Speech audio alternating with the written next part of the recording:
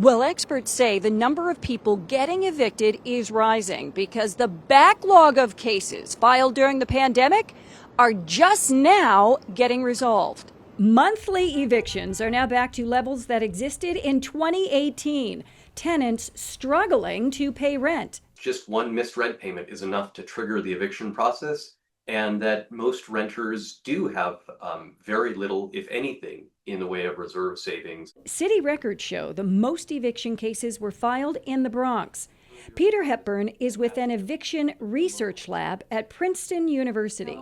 He says the eviction process is not a quick one. It is a matter of months or even up to years. And during that time, landlords say they are bleeding money. An owner who's not collecting their rent, can't afford to pay their expenses, and taxes is probably the biggest expense that every housing provider has. Ann Korchak is a landlord and the board president of an organization that represents 350 landlords who own small buildings, ranging between 6 and 20 units. She says taking eviction action against a tenant is a last resort. It's not a pleasant place for either a landlord or a tenant to be. It comes at great expense, on the owner side to hire an attorney. I just spoke earlier today with a property owner of a 2-family home in Queens.